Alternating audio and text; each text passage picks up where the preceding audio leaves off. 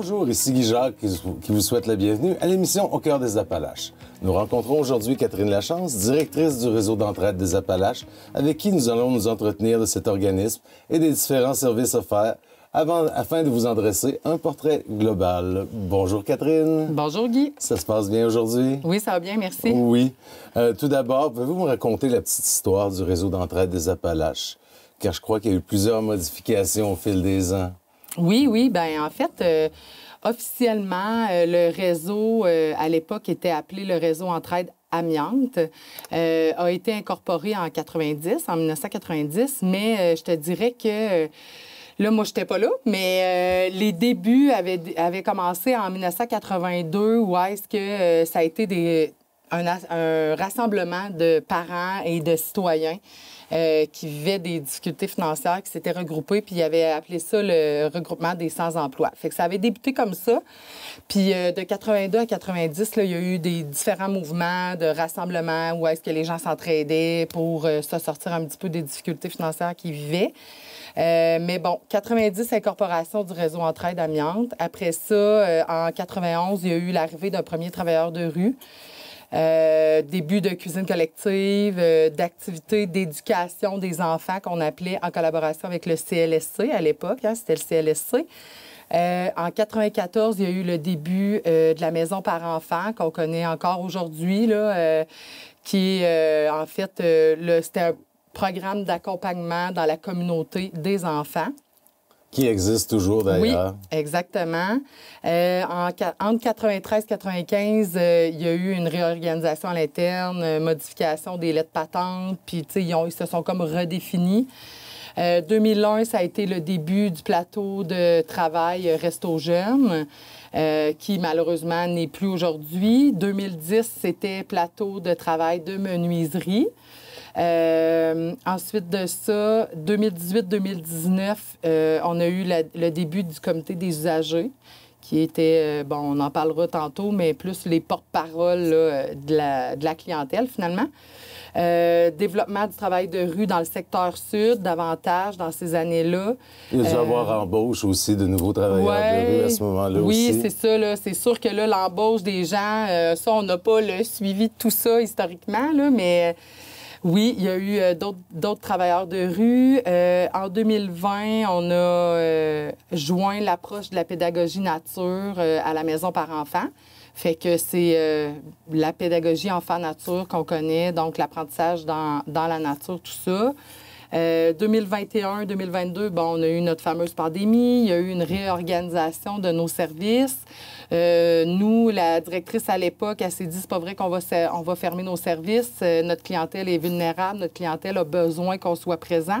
Fait que nous, on s'est réorienté et on ne fait que des dépannages alimentaires à cette période-là. Toute notre équipe était mobilisée à faire des dépannages. Ça a été le mouvement de l'assiette de la solidarité. Ça a été quand même... c'est venu chercher plusieurs partenaires. Là, Finalement, les autres services, c'était un peu laissé de côté. Oui. Mais ça, c'était vraiment priorisé parce que c'était un besoin vraiment essentiel. Puis ça nous permettait aussi de continuer d'être en contact avec nos clients. Donc, on allait les voir dans le cadre de porte avec nos masques, avec la fameuse distance, puis on allait leur donner un dépannage alimentaire, puis en même temps, on prenait des nouvelles. Fait que des fois, c'était comme le seul réseau social qu'il y avait dans cette semaine-là, tu sais. Dans cette période-là qui a été quand même très... Oui, c'est ça, assez laborieux.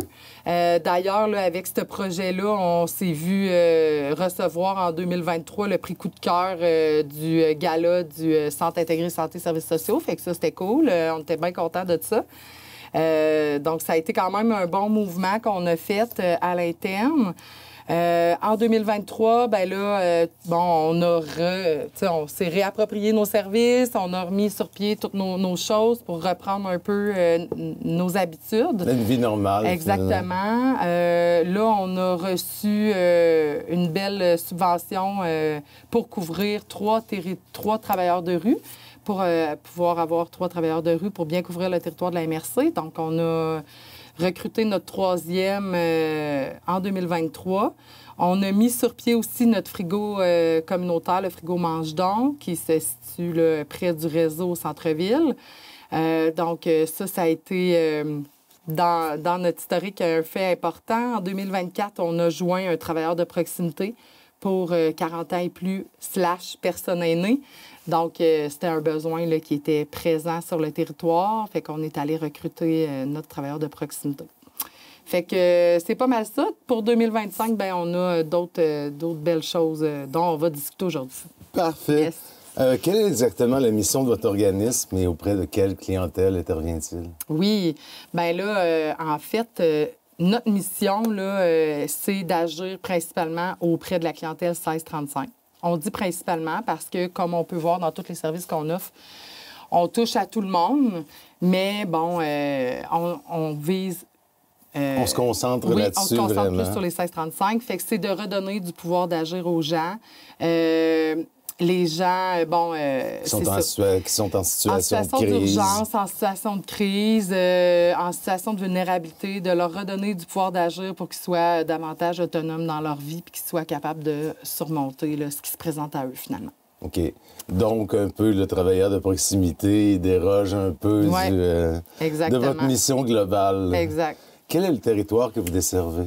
On couvre tout le territoire de la MRC des Appalaches. Fait que c'est pour ça que des fois, ça nous prend 3 travailleurs de rue, comme on dit. Puis les besoins sont quand même grands. Puis le territoire, il est grand aussi. Donc, est-ce que les travailleurs de rue interviennent sur tout le territoire? Oui, OK. absolument. Puis même mes intervenantes par enfants qui peuvent faire du suivi à domicile, des petites rencontres à domicile, peuvent être amenés à aller à Sainte-Clotilde, à Beaulac, à Saint-Jacques-de-Lys, absolument. Okay. Fait que oui, on couvre tout le territoire de la MRC. Des 19 municipalités, exact, au fond. Absolument.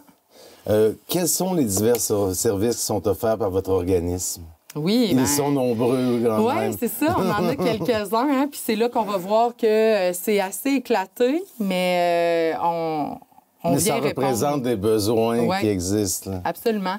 Puis ça, c'est avant que je commence avec les services, c'est ce que j'ai remarqué aussi quand que je regardais bien l'historique du réseau, c'est qu'on a su tout le temps s'adapter aux besoins qui étaient plus criants au niveau de la population. Mais toujours 16-35 ans. Oui, c'est ça. En général. Oui, puis tu sais, c'est sûr que les 16-35, bien, ils ont des enfants puis ils ont des parents. Hein? Fait que c'est pour ça que finalement, on se trouve à couvrir un peu tous les groupes d'âge parce que les gens, quand ils vivent des difficultés, bien, ils ne vivent pas tout seuls. Fait que ça a un impact des fois sur leurs parents, sur leurs enfants et ainsi de suite. Donc, au niveau de nos services, on a, au niveau de l'autonomie alimentaire, on a des cuisines collectives, on a des dépannages alimentaires qu'on donne 2 fois semaine, qui sont des repas cuisinés qu'on donne aux gens en situation de vulnérabilité. On a le frigo communautaire aussi. Donc, ça, c'est le volet autonomie alimentaire. Au niveau de parents-enfants, donc c'est des ateliers d'habileté parentale pour les parents qui ont des enfants 0-5 ans. On offre 2-3 types d'ateliers différents. On a des ateliers aussi en collaboration avec le CLSC. On a aussi les ateliers en nature. Comme je disais tantôt, on va dehors à chaque semaine, une demi-journée avec les parents et les enfants vivent une expérience dans la nature où est-ce qu'on découvre les animaux de notre beau territoire. Ensuite de ça, on a une halte garderie, une demi-journée semaine. Puis, on a des ateliers de stimulation au langage aussi pour les enfants 0-5 ans. Chaque fois que les parents sont en atelier avec mon intervenante, les enfants sont en atelier aussi avec l'autre intervenante, l'autre animatrice. Fait que il n'y a pas de raison de dire je peux pas venir à l'atelier parce que j'ai pas de gardienne. Nous, on l'offre le service de gardienne à ce moment-là. Puis en plus, bien, c'est une animatrice intervenante qui va stimuler les enfants. Fait que c'est deux pierres d'un coup. C'est très intéressant, ça. C'est ça. Pour les familles, c'est très apprécié. Ensuite de ça, bien, au niveau des travailleurs de rue, c'est de la réduction des méfaits, de la prévention des surdoses. Donc, on fait la distribution de matériel stérile de consommation. On fait aussi beaucoup de prévention, sensibilisation. On va rencontrer les gens de façon non formelle, dans leur milieu, tout en douceur, dans le non-jugement. Puis, on va essayer de les accompagner vers le service qu'ils ont besoin. Fait qu'on a 3 travailleurs de rue, comme je disais, pour le territoire. On a le travailleur de proximité 40 ans et plus / aîné. Lui, fait un peu comme les travailleurs de rue. Par contre, là, son objectif, c'est vraiment que la personne soit le plus autonome chez elle, le plus longtemps possible. Donc, Et il va après se déplacer au domicile de la personne. Exactement. Puis après ça, il va référer la personne vers les bonnes ressources. Il va essayer de mettre en place un réseau de soutien pour que la personne soit autonome le plus possible. Okay. Ensuite, on a notre animatrice de milieu qui est toujours sur place, qui répond aux besoins spontanés, qui est là pour animer notre comité des usagers, s'occuper de notre friperie. On a une friperie aussi où est-ce qu'on redonne à la population, là, que ce soit des vêtements, des articles divers, des produits d'hygiène, de la literie, de la vaisselle. Des produits de base, au fond. Oui, exactement, de tous les âges. Fait que c'est pas mal ça, là. Je pense que j'ai fait le tour. Une section logement semi-supervisé aussi, je crois bien. Oui, bien c'est ça. On avait ça historiquement. On s'occupait de la maisonnée, qui est un autre organisme à part. Depuis 2 ans maintenant, on a transféré la maisonnée à l'Office de l'habitation. Par contre, notre animatrice de milieu s'occupe de l'accompagnement des locataires dans les logements pour 16-25 ans. Donc, c'est vraiment là, les jeunes qui sont en réinsertion dans la vie, débutent leur vie d'adulte, ont besoin d'accompagnement, ont besoin de soutien. Ils n'ont pas nécessairement vécu en appartement auparavant, finalement. C'est ça. Puis des fois, ils n'ont pas nécessairement le réseau autour d'eux pour les préparer à la vie en appartement. Tu sais. Comment on s'inscrit à Hydro-Québec, comment fonctionne le bail, juste se nourrir, faire son épicerie, tout ça. Donc, l'animatrice de milieu est là pour les accompagner dans leur vie en appartement, en collaboration avec un intervenant externe aussi qui va être présent dans la vie du jeune qui va venir vivre dans les logements. Vous comptez donc plusieurs équipes d'intervention. Pouvez-vous nous parler un peu de leur rôle? Oui, bien c'est ça, un peu. En fait, là, au niveau des cuisines collectives, de tout volet autonomie alimentaire, on a un responsable des cuisines collectives qui est Hugo. Donc, c'est ça, son rôle, c'est de monter ses calendriers, monter ses menus avec les groupes avec qui il va faire de la cuisine. Il va faire aussi de l'éducation, un petit peu au travers de ça, dépendant des groupes. On a des groupes en partenariat avec différents organismes communautaires, avec le centre de formation L'Escale. Fait que c'est sûr que quand c'est des plus jeunes, puis qu'on sent que la clientèle est ouverte aussi à ce qu'on lui montre des choses, bien là, l'aspect éducation vient, là, puis c'est super le fun. On a l'équipe des travailleurs de rue qui sont 3, justement, qui se déploient sur le territoire. Sont autant à l'interne avec nous, autant encore plus sur le terrain. On a 2 à temps plein la semaine et le jeudi soir, vendredi soir. Puis on a un à temps partiel qui est là la fin de semaine, le vendredi et le samedi. On a l'équipe de parents-enfants qui sont 2 animatrices intervenantes. Donc, eux, ils font l'animation d'activités à l'interne. Chez nous, ils peuvent se déplacer. T'sais, on fait des ateliers à l'Espace Famille à Disraeli. On est déjà allé à East-Broughton aussi, donc on se déplace. Hein, comme on dit, on couvre le territoire.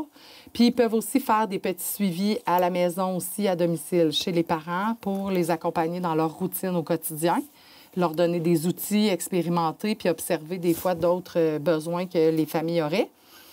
Puis sinon, bien, on a le travailleur de proximité qui va à domicile et fait aussi des rencontres au bureau, qui fait aussi des rencontres parfois au CERD à Disraeli, qui va au spot à East-Broughton, donc qui se déploie partout. Notre animatrice de milieu, elle reste à l'interne. Mais c'est ça, comme on a dit, là, elle a plusieurs chapeaux. Oui, effectivement. Oui. Puis on a aussi notre technicienne comptable qui fait aussi de l'accueil, qui s'occupe des gens en travaux communautaires. C'est mon ministère des Finances. Puis il y a moi, la directrice. Puis tout ça, bien, on est chapeauté, bien sûr, par un conseil d'administration qui est présent là, puis impliqué. Tout le monde met la main à la pâte, finalement. Oui. Mais ça fait beaucoup de monde quand même. Oui, belle équipe. En octobre 2018, le comité des usagers qui a été mis en place, quel était son objectif exactement? Oui, bien, c'est ça. En fait, nous, le comité des usagers, vraiment, les porte-parole de la clientèle, on essaie d'avoir, là, on a réussi cette année là, à recruter des membres du comité des usagers qui représentent un peu tous les services. On a vu tous les services qu'on a, mais c'est le fun d'entendre la parole de chaque, quelqu'un qui est dans les cuisines collectives, quelqu'un qui participe au souper de rue ou qui utilise un petit peu plus les services des travailleurs de rue. Des fois, d'avoir une maman, un papa qui utilise les services de parents-enfants. Fait qu'on essaie d'avoir un comité des usagers qui est représentatif de toute la clientèle. Puis l'objectif du comité, dans le fond, c'est toujours l'amélioration de nos services. C'est d'apporter des idées, exactement, en fait. D'amener des idées, des suggestions pour améliorer nos services, rejoindre plus de gens. Ils ont un budget aussi d'allouer à des activités. Fait que parfois, on va faire des activités au réseau même qui sont pour toute la clientèle. Exemple, l'épluchette de blé d'Inde, sortie à la plage l'été, sortie à la cabane à sucre. Fait qu'on va rejoindre toutes les clientèles. Puis ça va être le comité des usagers qui va organiser l'activité, l'événement. Fait qu'ils vont s'organiser. Exemple, on a besoin de louer un autobus. Qu'est-ce qu'on mange? Est-ce qu'on offre le dîner ou bien on demande aux gens de faire on fait-tu un lunch pour tout le monde? L'épluchette de blé d'Inde, on va acheter du blé d'Inde. On fait-tu de l'animation? On met-tu de la musique? Fait que c'est le comité qui est animé, bien sûr, et encadré par notre animatrice de milieu, qui va faire bouger puis mettre de la vie, finalement, au réseau pour faire plaisir à tout le monde. OK. Yes. Il y avait une restructuration, je crois bien, au niveau de ce comité-là. Oui. Est-ce que ça a été complété? Ouais. C'était quoi le but exactement? Oui, bien c'est ça. C'est que historiquement, on avait un comité qui était peut-être moins représentatif de tous nos services. Fait que là, depuis septembre, là, on a vraiment des gens qui représentent un petit peu plus tous les services. C'est sûr que, tu sais, il y a des clientèles qui sont un petit peu plus difficiles des fois à rejoindre. Tu sais, les parents, on le sait, ils ont des enfants. Nous, ils ont des enfants en bas âge. Fait que c'est plus demandant. Fait que des fois, ils n'ont pas toujours les disponibilités. On va y aller premièrement avec ceux qui peuvent, ceux qui sont disponibles. On va essayer d'avoir quelqu'un qui représente chaque secteur d'activité, mais bon, parfois, c'est plus difficile. Fait qu'on y va aussi avec les disponibilités des gens, là. Mais là, tout est beau. Tout va bien. Ils ont des rencontres mensuelles, puis ça se passe bien. Puis leur objectif, après ça, c'est de venir transmettre les paroles du comité, puis ce qui s'en ressort comme constat, et de venir rencontrer le conseil d'administration du réseau et de venir en parler au conseil d'administration, étant donné que c'est eux qui ont comme le mot final sur certaines décisions, surtout financières, tu sais. Fait que s'il y a des améliorations à faire, tout ça, ils viennent nous en parler en CA. Et c'est évalué, finalement, ou c'est mis en application. Exactement, on fait notre possible. Ouais. Les diverses initiatives au fil du temps, il y en a eu plusieurs. Au fond, on parlait tantôt du Resto Jeune, qui a malheureusement... oui, bien, tu sais, le communautaire étant ce qu'il est, on est garant un peu des subventions qu'on a. Hein? Ouais. Fait que, oui, les différents plateaux de plateaux de travail, comme le Resto Jeune, la menuiserie, c'était relié à du financement. Donc, le financement a terminé. À échéance, exactement. Ouais. Oui, c'est transformé. Des fois, il est transféré de gouvernement, puis c'est pas organisé de la même façon. Donc, c'est pour ça là, que les plateaux de travail ont pris fin. Mais sinon, là, des initiatives, on en a quelques-unes. Le frigo Mange Donc m'a beaucoup impressionné aussi. Il est situé, je crois, à l'arrière de vos bureaux. Oui, exactement. Okay. Donc, le frigo, l'objectif, c'est vraiment, premièrement, de nourrir les gens en situation de vulnérabilité et, deuxièmement, d'éviter le gaspillage alimentaire. Même quand vos bureaux sont pas ouverts, finalement, ils ont accès à ça aussi. Oui, c'est ouvert 24 heures sur 24, 7 jours sur 7. On a eu une belle collaboration de la ville de Thetford qui nous a offert l'électricité et la remise. Okay. Donc, parce que dans d'autres villes où est-ce qu'il y a des frigos communautaires, parfois le frigo a pignon sur rue et n'a pas de... Il n'y a pas d'abri, de protection. Là, aucunement. Fait que nous, on a une remise, donc il y a une possibilité pour les gens de la population de venir porter de la nourriture, autant des denrées non périssables que de la nourriture dans le frigo. C'est sûr qu'à ce temps-ci de l'année, ça gèle là, automatiquement. Fait qu'il faut quand même être stratégique dans ce qu'on va porter. Mais il y a une belle ouverture de la population, il y a une belle sensibilité. C'est sûr qu'on ne peut pas surveiller toujours qui vient en chercher, la quantité qu'ils en prennent. L'objectif, c'est pas de jouer à la police. On ne mettra pas de caméra de surveillance sur le frigo parce que on veut permettre aux gens qui sont moins à l'aise de venir nous en demander en personne d'avoir une alternative. Donc, c'est anonyme. On demande aux gens, c'est sûr, d'y aller avec leur gros bon sens, d'en laisser aux autres, de partager.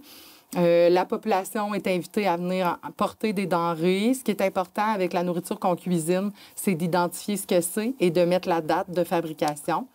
Donc, on fait du pâté chinois, on en a fait beaucoup, on se sent généreux, on veut pas que ça se gaspille. C'est ça, on veut pas que ça se gaspille. Ouais. Fait qu'au lieu de le jeter à la poubelle, c'est aussi là qu'on est rendu, tu sais. La nourriture coûte tellement cher. Oui. Il y a des gens qui ont de la misère à s'en acheter, à aller s'en procurer. Bien, pourquoi pas en faire bénéficier d'autres gens, tu sais.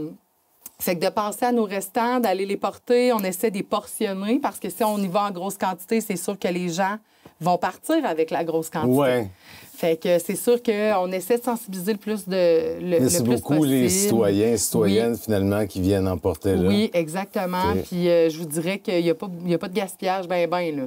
Tu sais, ça part en dedans de les besoins sont là aussi. Ah oui, là. absolument, absolument, ouais. Il y a aussi beaucoup d'ateliers que vous proposez. Oui, bien, les ateliers, en fait, au niveau de parents-enfants, donc pour les ateliers pour les parents d'enfants 0-5 ans. Alors, on a atelier d'amour et de discipline. Donc, ça va aider les parents à mettre un cadre, à mettre de la discipline, à faire une routine avec leurs enfants. Tout ça dans la bienveillance, la chaleur et l'amour. Puis, on a des ateliers aussi sur l'estime de soi. On a des ateliers de prévention en négligence en collaboration avec le CIS. Je voyais un atelier Cœur de Père récemment sur les réseaux sociaux. Nouveau, oui, exact. Mais en fait, ça fait deux fois là, qu'on essaie. Bon, l'année passée, on avait tenté, on avait eu plus ou moins eu d'inscriptions. Là, on revient en force. On a revu notre publicité, tout ça. Donc, c'est des ateliers qui ciblent davantage les papas. C'est comme d'actualité beaucoup, hein? Puis en même temps, ben tu sais, on est là-dedans. Donc, les pères, c'est de leur donner la parole parce que c'est clair qu'eux aussi en vivent des enjeux quand ils deviennent papas. Autant qu'on se remet en question, autant qu'on veut prendre notre place, qu'on veut s'affirmer. Des fois, la maman prend beaucoup de place. Des fois, le papa ne sait pas trop comment prendre sa place ou bien il la prend, mais à sa façon, puis c'est correct aussi. Fait que l'objectif, c'est vraiment de leur donner la parole, qu'ils se créent un groupe d'entraide, un groupe de papas qui vont jaser ensemble, qui vont se donner des conseils, qui vont en apprendre peut-être sur eux, peut-être sur leur enfant. Fait que c'est vraiment... C'est pas un cours d'école, là. C'est vraiment dans la fraternité, puis, tu sais, on veut mettre ça convivial. Donner des petits trucs, exactement. En quelque sorte, finalement. Puis, tu sais, si Audrey est bien willing aux suggestions, puis si un soir, il jase autour d'une game de hockey en mangeant des ailes de poulet, bien, ça se peut très bien, tu sais, puis ça va être vraiment... C'est une occasion de partage, au fond. Absolument, ça va être convivial, on offre le souper, il y a une possibilité d'avoir la garderie aussi si les parents, ils ont leurs enfants avec eux, tu sais, fait que on va débuter ça début du mois de mars. Il y a encore des places disponibles pour les gens qui voudraient s'inscrire. Mais on est bien confiants que ça va être super intéressant, ce petit groupe-là. Je crois bien, en effet, oui. Ouais. Quelles sont les principales problématiques vécues par votre clientèle de 16 à 35 ans? Oui, c'est ça. Mais en fait, là, la clientèle...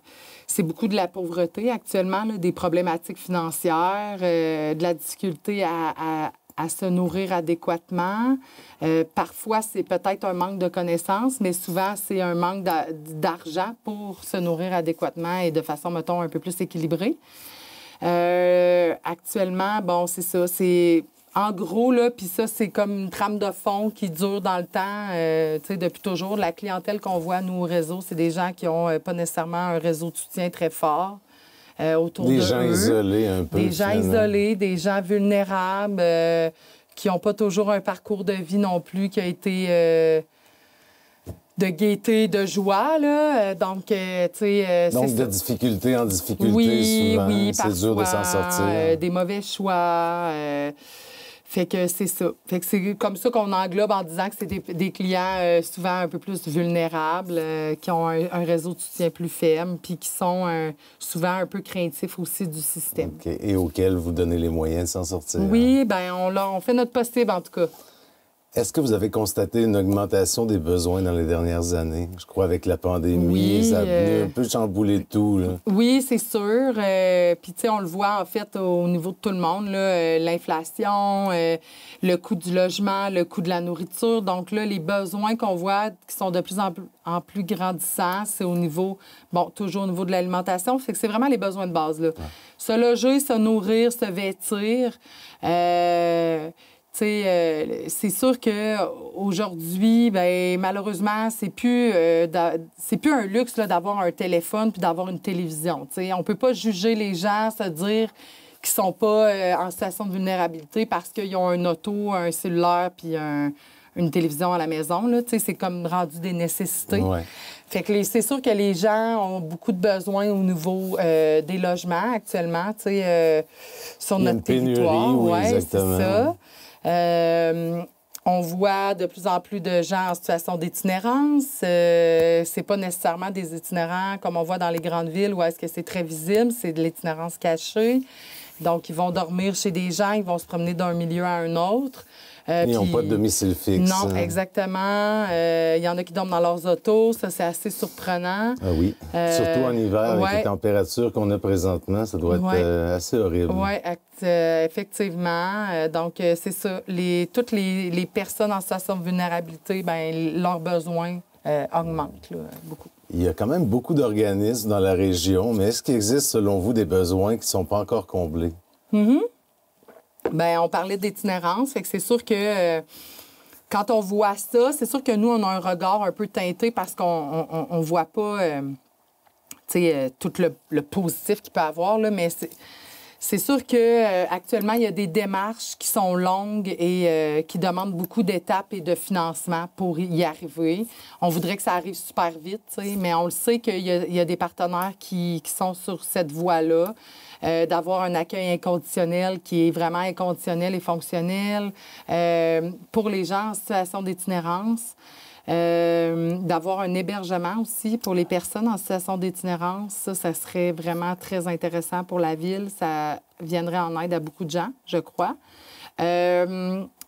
Un endroit pour aller boire un café à faible coût, pour jaser, pour sortir de l'isolement. Je pense que ça, c'est encore manquant. Un lieu de rassemblement, en quelque sorte. Oui, où est-ce que on sent qu'il y a de la chaleur humaine, de la bienveillance, non-jugement de présent, tu sais.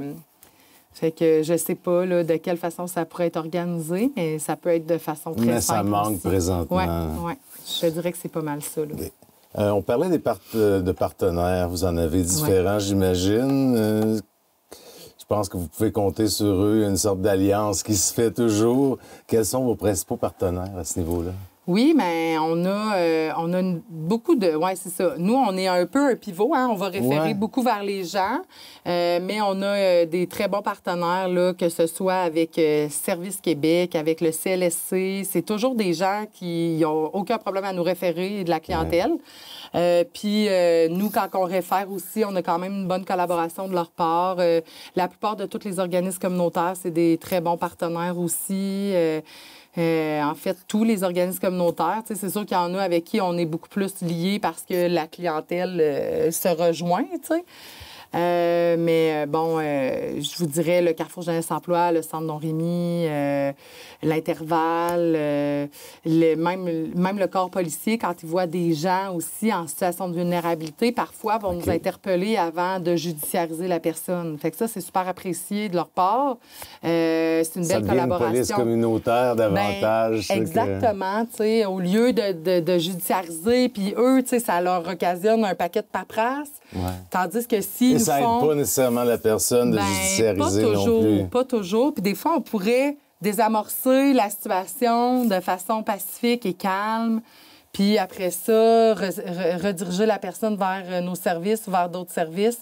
Fait que parfois, ça, c'est bien apprécié qu'on se fasse interpeller quand, exemple, il y a quelqu'un en situation d'itinérance ou quelqu'un qui a l'air un peu en désorganisation sur un coin de rue, bien qu'on soit interpellé. Les travailleurs de rue peuvent aller calmer la tension.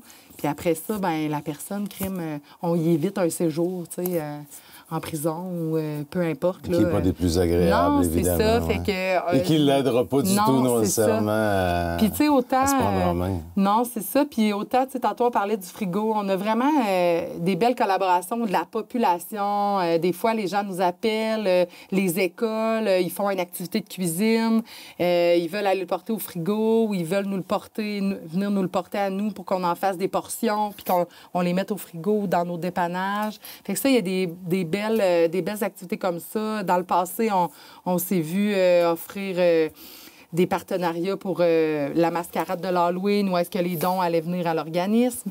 On a la boulangerie La Réserve, qu'à chaque semaine, ils nous donnent du pain pour notre clientèle. On a droit à 6 pains à chaque semaine depuis la pandémie. En fait, c'est une collabo qui avait commencé en pandémie, puis qui se poursuit.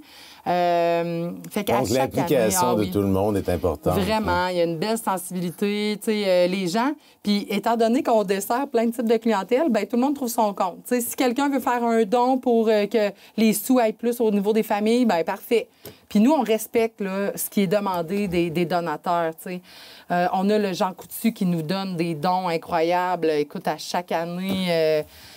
c'est épouvantable, là, des produits d'hygiène, des produits... c'est souvent des choses qui ne vendent pas au sein de leur entreprise, mais c'est super. La clientèle apprécie énormément. Puis, fait que tout le monde est gagnant là-dedans, tu sais. Puis, fait que ça, c'est une belle solidarité dans la population au niveau de la communauté, là. Moi, c'est super. En terminant, est-ce qu'il existe de nouveaux projets pour le réseau d'entraide des Appalaches? Oui. Mais tu sais, au niveau des services, on va se calmer, hein, parce qu'on est quand même assez pas pire là-dedans. On répond bien. Mais c'est assez complet à ce niveau-là, à moins que vous décidiez de desservir une nouvelle clientèle. Oui, non, je pense qu'on va rester comme c'est là présentement. On le fait bien, puis on veut continuer de bien le faire. Là, pour 2025, en fait, on centre nos énergies sur... une relocalisation. Donc, on va rester encore au niveau du centre-ville. Ça, c'est très important pour nous de rester près de notre clientèle. Mais on va déménager dans un local prochainement, là, en fait, en primeur. Tu as cette information-là aujourd'hui. Donc, prochainement, là, on va se relocaliser dans un local un petit peu plus grand, structuré différemment, qui va nous permettre de bien différencier les clientèles, puis de toujours les accueillir dans un espace chaleureux, accueillant, puis où est-ce qu'il va y avoir un petit espace un petit peu plus... d'accueil, justement, où est-ce qu'ils peuvent se poser, jaser, puis Parce que le compte tenu de l'équipe que vous avez, vous avez quand même besoin, je pense, de locaux un petit peu plus grands, exactement. Chacun a un peu notre espace, un lieu de rencontre confidentiel aussi avec la clientèle. Donc, ça va être structuré d'une autre façon, mais toujours aussi accueillant, puis... dans la familiarité qu'on ressent quand on vient au réseau, là, on va la ressentir encore. Faut pas s'inquiéter. Ce côté familial, communautaire, finalement. Oui, exactement. Eh bien, ce serait quoi le meilleur moyen pour vous rejoindre? Oui, mais en fait, nous, on est situé au centre-ville, au 200 Notre-Dame-Ouest. Sinon, on est accessible sur Facebook. Donc, les travailleurs de rue ont un Facebook, le réseau a un Facebook. Tous nos services, par enfant aussi. Donc, sinon, au 338-2024, dans le 418, on est toujours rejoignable à ce numéro-là. Parfait. Merci beaucoup, Catherine Lachance, de votre présence aujourd'hui. Ce fut très agréable. Je vous souhaite une bonne continuation dans votre organisme. Merci, Guy. Parfait. Merci beaucoup.